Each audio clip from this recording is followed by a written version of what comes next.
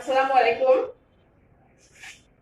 প্রিয় শিক্ষার্থীরা, আশা করছি ভালো আছো। তো আমরা একাদশ শ্রেণীর রসায়ন ক্লাসে পড়ছি রসায়ন প্রথম পত্রের দ্বিতীয় চ্যাপ্টার গুণগত রসায়ন। তো বিগত ক্লাসগুলোতে তোমাদের দেখিয়েছি চ্যাপ্টারের রাদারফোর্ড পরমাণু মডেল এবং রাদারফোর্ড পরমাণু মডেল, সেখান থেকে আমরা দেখেছি আলফা কণা বিচ্ছুরণ পরীক্ষা এবং মডেল এবং রাদারফোর্ড পরমাণু মডেলের সীমাবদ্ধতা। এবং তার পরের ক্লাসে আমরা দেখেছি বোর পরমাণু মডেল, রাদারফোর্ড পরমাণু মডেলের সীমাবদ্ধতাগুলো ওভারকাম করে বিজ্ঞানী নিলস বোর যে পরমাণু মডেলটি দাঁড় করিয়েছেন সেটাই বোর পরমাণু মডেল। এবং সেই বোর পরমাণু মডেল এবং দুই পরমাণু মডেলের মধ্যে তুলনা, এবং সেই তুলনা থেকে আমরা দেখেছি যে কোন পরমাণু মডেল অধিক গ্রহণযোগ্য, সেটা হচ্ছে বোর পরমাণু মডেল অধিক গ্রহণযোগ্য। তো এই পরমাণু মডেল আমাদের পড়ানো শেষ হয়েছে এবং তোমাদের আমি বলেছি যে সেখান থেকে যে কৌণিক ভরবেগ সংক্রান্ত কিছু ছোট ছোট গাণিতিক সমস্যা আছে সেগুলো তোমরা বাসায় প্র্যাকটিস করবে। তো আজকে তোমাদের দেখাবো কোয়ান্টাম সংখ্যা। কোয়ান্টাম সংখ্যা নিয়ে আজকে পড়াবো। তো আমরা কক্ষপথের আকার আকৃতি, বোর পরমাণু মডেলের কক্ষপথের আকার আকৃতির কথা বলা হয়েছে। তো কক্ষপথের এই আকার, কক্ষপথের আকৃতি, কক্ষপথের এবং হচ্ছে ইলেকট্রনের যে ঘূর্ণন থাকে সেই ঘূর্ণন রিলেটেড এগুলো কতগুলো সংখ্যা দ্বারা বা রাশি দ্বারা প্রকাশ করা হয়, যেগুলো কোয়ান্টাম সংখ্যা নামে পরিচিত।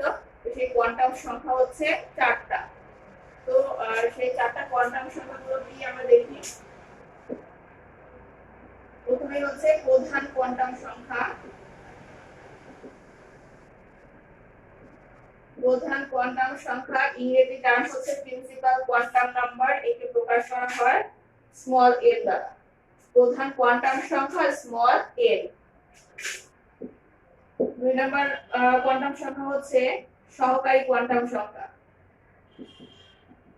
সহকারী কোয়ান্টাম সংখ্যা এটাকে প্রকাশ করা হয় স্মল এল দ্বারা। সহকারী কোয়ান্টাম সংখ্যা অথবা সাবসিডিয়ারি কোয়ান্টাম নাম্বার, অথবা এটা আরেক নাম হচ্ছে অ্যাজিমুথাল কোয়ান্টাম নাম্বার। তাহলে আমরা দুটো কোয়ান্টাম নাম্বার পেয়েছি। 3 নাম্বার কোয়ান্টাম সংখ্যা হচ্ছে ম্যাগনেটিক। ম্যাগনেটিক বা চৌম্বক কোয়ান্টাম সংখ্যা স্মল এম দ্বারা প্রকাশ করা হয় ম্যাগনেটিক অথবা চৌম্বক কোয়ান্টাম সংখ্যা। আর 4 নাম্বার হচ্ছে ঘূর্ণন কোয়ান্টাম সংখ্যা। ঘূর্ণন কোয়ান্টাম সংখ্যা অথবা স্পিন কোয়ান্টাম নাম্বার, এটাকে প্রকাশ করা হয় স্মল এস দ্বারা। তাহলে আমরা দেখলাম আমরা 4টি কোয়ান্টাম সংখ্যা পেয়েছি। প্রধান কোয়ান্টাম সংখ্যা, এটা প্রিন্সিপাল কোয়ান্টাম সংখ্যা, এটা হচ্ছে স্মল এ দ্বারা প্রকাশ করা হয়, যেটা কক্ষপথ প্রকাশ করে কোন কক্ষপথে আছে। সহকারী কোয়ান্টাম সংখ্যা অথবা অ্যাজিমুথাল কোয়ান্টাম সংখ্যা অথবা সাবসিডিয়ারি কোয়ান্টাম নাম্বার, এটাকে স্মল এল দ্বারা সূচিত করা হয়। ম্যাগনেটিক অথবা চৌম্বক কোয়ান্টাম সংখ্যা স্মল এম দ্বারা প্রকাশ করা হয়, এবং ঘূর্ণন কোয়ান্টাম সংখ্যা অথবা স্পিন কোয়ান্টাম নাম্বার, এটাকে স্মল এস দ্বারা প্রকাশ করা হয়। তো প্রধান কোয়ান্টাম সংখ্যা m দ্বারা প্রকাশ করা হয় কোন শক্তি স্তর বা কক্ষপথ অথবা কোন শেলে ইলেকট্রন আছে সেটা প্রকাশ করা হয়। সহকারী কোয়ান্টাম সংখ্যা দিয়ে কোন শক্তি স্তরে, যে শক্তি স্তরের কোন উপস্তরে আছে, একটা শক্তি স্তরের কোন উপস্তরে আছে সেটা প্রকাশ করা হয় সহকারী কোয়ান্টাম সংখ্যা দিয়ে।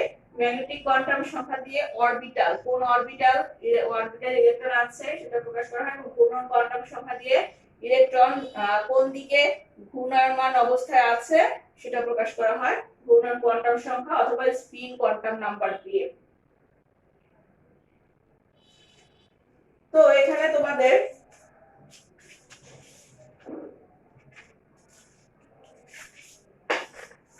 চারটি কোয়ান্টাম সংখ্যা কোন একটা কক্ষপথের ক্ষেত্রে 4টি কোয়ান্টাম সংখ্যা দিয়ে কিভাবে ইলেকট্রন কাউন্ট করে সেটা জিনিসটা আজকে দেখাবো।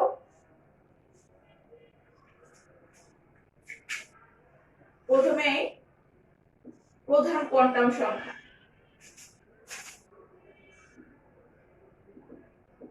প্রধান কোয়ান্টাম সংখ্যা স্মল n। প্রধান কোয়ান্টাম সংখ্যা স্মল n আমি প্রথমে শুরু করছি 1 দ্বারা, n ইকুয়ালস 1। প্রথম কক্ষপথের জন্য প্রধান কোয়ান্টাম সংখ্যা অথবা স্মল n ইকুয়ালস 1। এখন প্রধান কোয়ান্টাম সংখ্যা থেকে আমি বলেছি যে ইলেকট্রন কোন শক্তি স্তরে আছে সেটা প্রকাশ পাবে। তাহলে প্রধান কোয়ান্টাম সংখ্যা দিয়ে প্রকাশ পায় কোন শক্তি স্তর অথবা শেল। তাহলে শক্তি স্তর হলো k অথবা k শেল। তাহলে প্রধান কোয়ান্টাম সংখ্যা দিয়ে কোন শক্তি স্তর অথবা কোন শেলে ইলেকট্রন আছে সেটা প্রকাশ পাবে। তো প্রধান কোয়ান্টাম সংখ্যা n ইকুয়াল যদি 1 হয় সেটা শক্তি স্তর হচ্ছে k, তাহলে বা k শেল।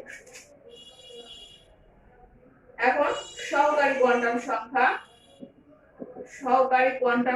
অথবা স্মল l 0 থেকে n - 1।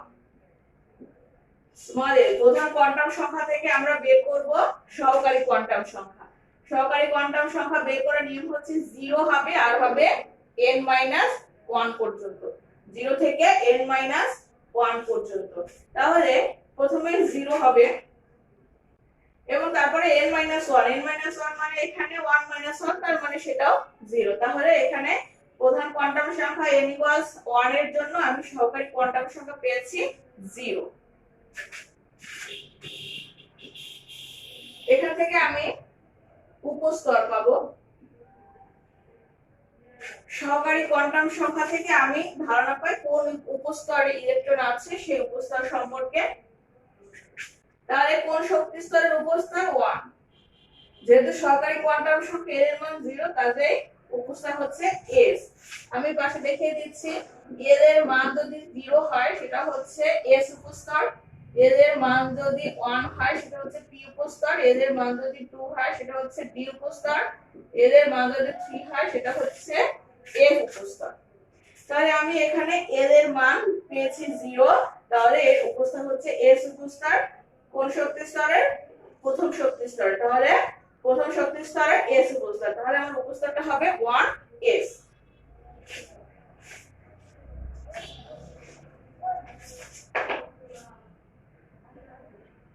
এখন ম্যাগনেটিক কোয়ান্টাম সংখ্যা অথবা m 0 এবং প্লাস মাইনাস l, 0 এবং প্লাস মাইনাস l। যেহেতু এখানে 0 আছে কাজেই আমি শুধু দেব এখানে 0। তো ম্যাগনেটিক কোয়ান্টাম সংখ্যা থেকে আমি জানতে পারি যে কোন অরবিটালে ইলেকট্রন আছে এবং অরবিটালের সংখ্যা, যে কয়টা অরবিটাল আছে। তাহলে এখান থেকে আমি জানবো যে অরবিটালের সংখ্যা। তাহলে এখানে যেহেতু একটা ডিজিট আছে কাজে আমি এখানে অরবিটাল বলবো, অরবিটাল হবে এখানে একটা, কাজে এখানে অরবিটাল আছে একটা। এবার স্পিন কোয়ান্টাম সংখ্যা।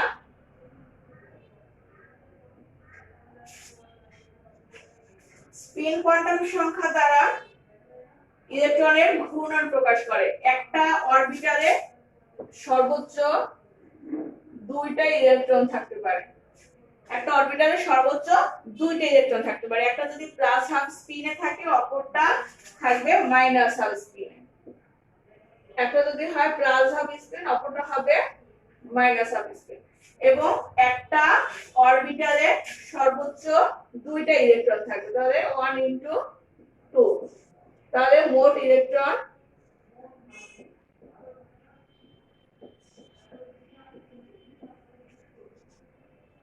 1 * 2 = 2। তাহলে প্রথম শক্তি স্তরে সর্বোচ্চ 2টা ইলেকট্রন থাকতে পারে, 1s এখানে 1s2। যে প্রথম শক্তি স্তরে সর্বোচ্চ ইলেকট্রন থাকবে 2টা, 1s2। তো আমি আবার বলছি প্রথম থেকে, আমরা প্রধান কোয়ান্টাম সংখ্যা বা n থেকে শুরু করেছি। n = 1 ধরে নিয়েছি প্রথমেই, প্রথম শক্তি স্তর থেকে আমরা শুরু করেছি। তো প্রধান কোয়ান্টাম সংখ্যা থেকে আমরা ধারণা পাবো শক্তি স্তর অথবা শেল সম্পর্কে। যখন n = 1 হবে তখন সেটা হচ্ছে k শেল। তো প্রধান কোয়ান্টাম সংখ্যা থেকে আমরা সহকারী কোয়ান্টাম সংখ্যা অথবা অ্যাজিমুথাল কোয়ান্টাম সংখ্যা সেটা বের করতে পারবো। সেটা বের করার নিয়ম হচ্ছে 0 থেকে n - 1 পর্যন্ত। তাহলে 0 এর মান প্রথমে 0 এবং n-1 এবং r-1 সেটাও 0।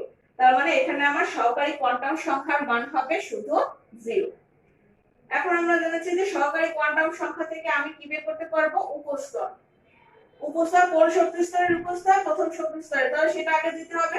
এবং এর মান 0 এর জন্য আমরা দেখেছি উপস্তর হবে s উপস্তর, তাহলে উপস্তরটা হবে 1s। তারপরে আসে ম্যাগনেটিক কোয়ান্টাম সংখ্যা। ম্যাগনেটিক কোয়ান্টাম সংখ্যা স্মল m, যেটা বের করার নিয়ম হচ্ছে 0 এবং প্লাস মাইনাস l। এখানে আছে যেহেতু 0 আমরা নিয়েছি, প্লাস মাইনাস l সেটাও যেহেতু শুধু 0, কাজে এখানে হবে শুধুমাত্র 0। অরবিটাল, যেহেতু এখানে একটা ডিজিট আছে, কাজে আমরা বুঝতে পারি যে এখানে প্রথম শক্তি স্তরের 1s উপস্তরে শুধুমাত্র একটা অরবিটাল আছে। এটাই হচ্ছে আমার অরবিটাল সংখ্যা। এবং স্পিন কোয়ান্টাম সংখ্যা, আমরা দেখছি যে একটা অরবিটালে সর্বোচ্চ 2টা ইলেকট্রন থাকতে পারে, একটা প্লাস হাফ স্পিনে থাকবে এবং অপরটা মাইনাস হাফ স্পিনে থাকবে। তো একটা অরবিটালে 2টা ইলেকট্রন থাকতে পারে, 2 স্পিনে, প্লাস এবং মাইনাস স্পিনে, তাহলে মোট ইলেকট্রন হবে 1 * 2 = 2। তাহলে প্রথম শক্তি স্তরে 1s উপস্তরে মোট ইলেকট্রন থাকবে 2টা।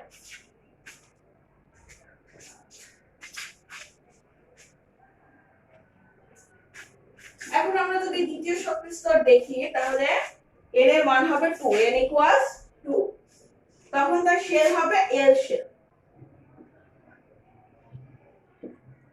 l এর মান কি হবে, প্রথমেই হবে 0, তারপরে n-1, তার মানে 2 - 1 মানে 1, 2 - 1 তাহলে 1।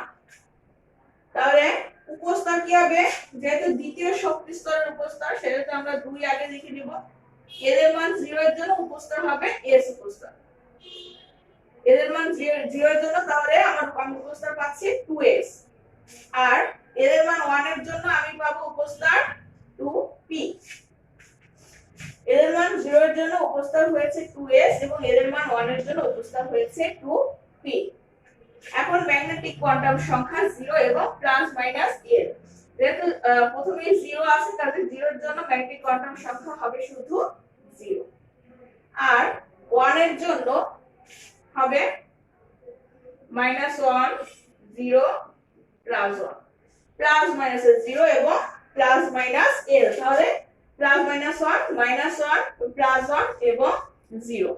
তাহলে আমি এখানে তিনটা ম্যাগনেটিক কোয়ান্টাম সংখ্যা পাচ্ছি। তাহলে অরবিটাল কত পাবো, আমি এখানে একটা ডিজিট পেয়েছি আমরা, সেহেতু অরবিটাল সংখ্যা হচ্ছে 2s এ অরবিটাল সংখ্যা হচ্ছে একটা, আর 2p তে অরবিটাল সংখ্যা হচ্ছে 3টা। তাহলে আমাকে যদি বলে যে দ্বিতীয় শক্তি স্তরে মোট অরবিটাল সংখ্যা কত, সেটা গণনা করে দেখাও, তাহলে আমি শুধু এই পর্যন্তই রাখবো এবং এটা বের করে দেখাবো যে 3 এর একে মোট অরবিটাল সংখ্যা হবে এখানে 4টা। তারপর যদি আমাকে ইলেকট্রন মোট দ্বিতীয় শক্তি স্তরে মোট ইলেকট্রন সংখ্যা যদি কাউন্ট করতে বলে, তাহলে আমি এই পর্যন্ত আসবো। এখানে এসে আমি মোট ইলেকট্রন সংখ্যা কাউন্ট করে দেখাবো। তাহলে এখানে স্পিন আছে কি প্লাস হাফ এবং মাইনাস হাফ স্পিন আছে, এখানেও প্লাস হাফ এবং মাইনাস হাফ স্পিন, এখানে 1 * 2, এখানে 3 * 2। তাহলে এখানে ইলেকট্রন হবে 2টা, আর এখানে ইলেকট্রন হবে 6টা, 3 দুগুণে 6টা ইলেকট্রন হবে। তাহলে আমি দেখতে পাচ্ছি যে দ্বিতীয় শক্তি স্তরে মোট 8টা ইলেকট্রন আছে।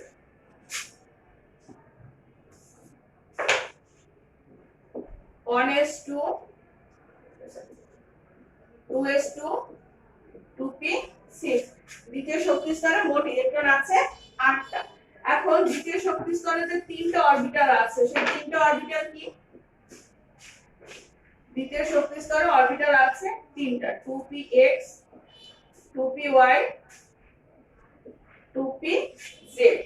মানে 3টা অরবিটাল হচ্ছে px p, উপস্তরের 3টা অরবিটাল px py pz। যেহেতু দ্বিতীয় শক্তি স্তরে কাজে 2px 2py 2pz। তো আমি জানি কি প্রত্যেকটা অরবিটালে সর্বোচ্চ 2টা করে ইলেকট্রন থাকতে পারে, কাজে আমার সর্বোচ্চ 2টা ইলেকট্রন থাকবে প্রত্যেকটা অরবিটালের বিপরীত স্পিনে, কাজে 3 দুগুণে 6টা ইলেকট্রন থাকতে পারে। তাহলে 2p উপস্তরে 6টা ইলেকট্রন থাকতে পারে এবং 2s উপস্তরে 2টা ইলেকট্রন থাকতে পারে, টোটাল 8টা ইলেকট্রন থাকতে পারে।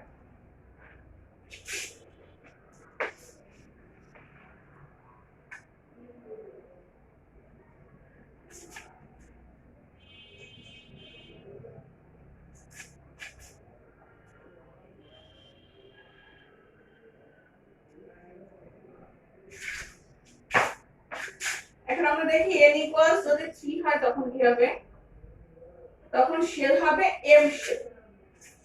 n ইকুয়ালস 3 এর জন্য শেল হচ্ছে m, এর মান 0 1 এবং 2, মানে 0 থেকে n 1 পর্যন্ত। তাহলে n 1 3 1 2, তাহলে 2 পর্যন্ত হবে, 0 থেকে 2 পর্যন্ত হয় আমার 0 1 এবং 2। তাহলে উপস্তর হবে 3, তৃতীয় শক্তি স্তরের উপস্তর কাজে 3। l ইকুয়ালস 0 এর জন্য উপস্তর হচ্ছে s, l ইকুয়ালস 1 এর জন্য p, l ইকুয়ালস 2 এর জন্য d। তাহলে আমি তিনটে উপস্তর পাচ্ছি তৃতীয় শক্তি স্তরে, 3s 3p এবং 3d। ম্যাগনেটিক কন্ডাকশনে কিভাবে বের করব, 0 এর জন্য শুধু 0, 1 এর জন্য -1 0 +1, 2 এর জন্য -2 -1 0 +1 এবং +2। তো তাহলে আমি এখান থেকে এখন অরবিটাল সংখ্যা বের করতে পারবো। অরবিটাল আমি দেখছি কি 3s উপস্তরে অরবিটাল কয়টা, একটা। 3p উপস্তরে অরবিটাল হচ্ছে 3টা, আর 3d উপস্তরে অরবিটাল হচ্ছে 5টা। তাহলে টোটাল অরবিটাল আমার দাঁড়াচ্ছে 9টা। টোটাল অরবিটাল হচ্ছে 9টা। এখন আমরা দেখেছি কি 1s s উপস্তরে অরবিটাল একটা, p উপস্তরে অরবিটাল 3টা, px py এবং pz।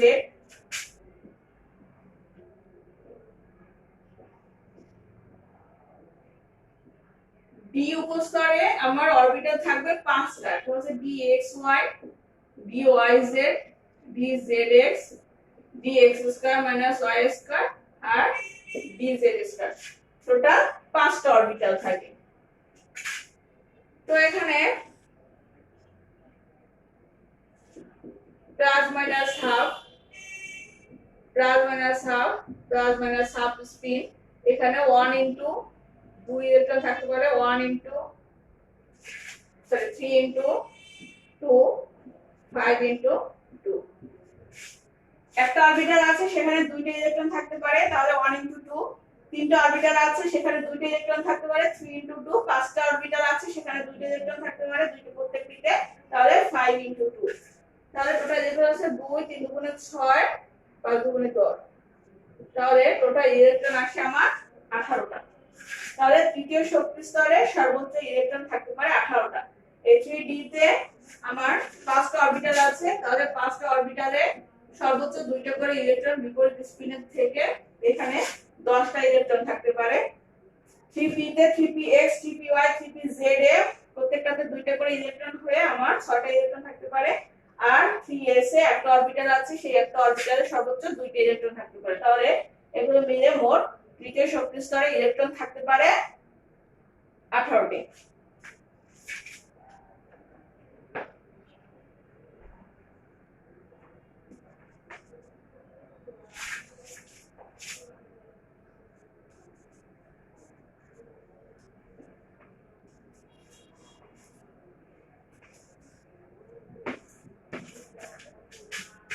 n equals 4, শেল হবে n শেল। সহকারী কোয়ান্টাম সংখ্যা হবে 0 1 2 এবং 3, 0 1 2 3। উপস্তর হচ্ছে শক্তি স্তর 4 এর উপস্তর l এর মান 0 এর জন্য s, l এর মান 1 এর জন্য p, l এর মান 2 এর জন্য d, l এর মান 3 এর জন্য f উপস্তর। তাহলে 4s 4p 4d আর 4f। ম্যাগনেটিক কোয়ান্টাম সংখ্যা কি হবে, 0 -1 0 +1 -2 -1 0 +1 +2, তারপরে -3 -2 -1 0 +1 +2 +3। অরবিটাল সংখ্যা তাহলে কত, প্রথমে 4s এ অরবিটাল হচ্ছে একটা, 4p তে অরবিটাল 3টা, 4d তে অরবিটাল 5টা, 4f এ অরবিটাল 7টা। তাহলে চতুর্থ শক্তি স্তরে আমার মোট অরবিটাল আসে 16টা। আমাকে যদি বলে যে চতুর্থ শক্তি স্তরের জন্য মোট অরবিটাল সংখ্যা কত, তাহলে আমি বের করে বলবো যে চতুর্থ শক্তি স্তরে মোট অরবিটাল হচ্ছে 16টি। তাহলে ইলেকট্রন পর্যন্ত যদি আমাকে কাউন্ট করতে বলে plus minus half 1 into 2 plus minus half spin, দুইটা ইলেকট্রন থাকতে পারে তিনটে অরবিটালে 3 ইনটু 2 প্লাস মাইনাস হাফ স্পিনে পাঁচটা অরবিটালে সর্বোচ্চ দুইটা ইলেকট্রন থাকতে পারে, আর এখানে প্লাস মাইনাস হাফ স্পিনে 7টা অরবিটালে সর্বোচ্চ দুইটা করে ইলেকট্রন থাকতে পারে, 7 দুগুণে 14। তাহলে এখানে থাকতে পারে ইলেকট্রন দুইটা, 3 দুগুণে 6, 5 দুগুণে 10 এবং হচ্ছে 7 দুগুণে 14। তাহলে হচ্ছে টোটাল ইলেকট্রন আসে আমার 32টি। টোটাল ইলেকট্রন আসে আমার 32। তাহলে হচ্ছে চতুর্থ শক্তি স্তরে মোট ইলেকট্রন থাকবে 32টি। তো এইভাবে